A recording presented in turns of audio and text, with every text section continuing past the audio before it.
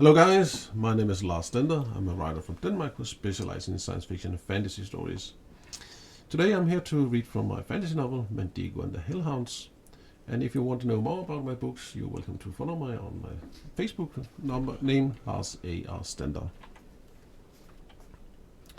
Madigo and the Hounds, Chapter 47. Madigo's voice failed, and his throat was as dry as a Sahara desert. He was clutching the banister in front of him so hard that his knuckles turned completely white. He wanted to move, but his feet refused to budge. It was as though they were glued to the foundation. With a few fateful words, the beautiful light creature had revealed that she had not only been expecting him, but also anticipated that he would come, some way or the other, rob her of her life. But how was it possible? He had never met her before. And why would he want to kill her? She was so beautiful. And just the thought of hurting her made his stomach turn. "Come closer," she said. "What will happen, will happen. I feel that I already know you, and yet you are like a blank page in this world. How curious."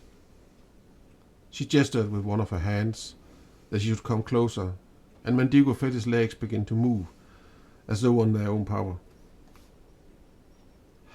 "Hey, come on! She wants to talk to you!" Mortarton chuckled and jumped ahead down the metal staircase that led from the alcove in the cliff and down to the floor in the big hall where the light creature was floating. Madigo was completely absorbed by the gleam from the angel-like creature, and there were a couple of times where he was about to trip and fall in the staircase. But finally he reached the bottom of the steps. He paused there for a moment and stared up at the bright being. But she merely gave him a friendly smile and slowly and elegantly gestured for him to come closer still. "Come on, come." "Don't stand there like a dumb doorpost with cement blocks tied to your feet. Your uncle will soon be down here. You don't have much time to speak with the Queen," Mortarton said. Madigo blinked. "The Queen? Why, of course. This is Lady Arundel." "The angel being's queen," Mortarton answered impatiently. "Man, like I was saying, young people today, you haven't learned anything." Mortarton, who was now already halfway to Lady Arundel, came running back and began pulling at Madigo's sleeve to get him to hurry. Madigo stepped closer in a somewhat confused state until he reached a deep, wide, artificial fissure or ditch that ran across the room in its entire length. He looked up. The light being, Lady Arundel, was floating in the mid-air right above the ditch, and Madigo could now see that she was surrounded by a kind of magical force field. It surrounded her like a big bubble that was almost invisible, but which here and there lit up in small gleams when Lady Arundel or one of her wings happened to touch it. Lady Arundel looked down at Madigo, and her mysterious eyes seemed to look straight into the deepest parts of his soul, and once again tears streamed from his eyes. "So much pain, and loneliness, and anger," she said, and sighed deeply. "And yet I also see a big and warm heart. The Dark One hasn't succeeded in cutting the thread of your life," Madigo nodded in.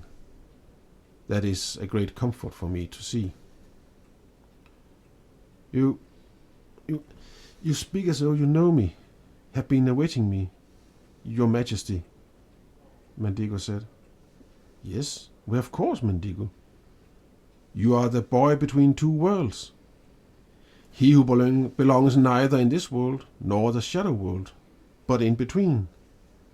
You are the one whom your uncle will use to open the portal between this world, the human world, and the world in which the Lord of Shadows reigns over. You are the one and the same, the portal to the light and to the dark. You are the gatekeeper of the dark world."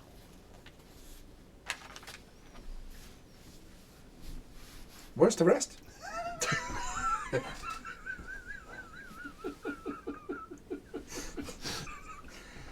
And here we're sitting and listening and nothing happens. What the fuck? Well, that's just like Danish Parliament.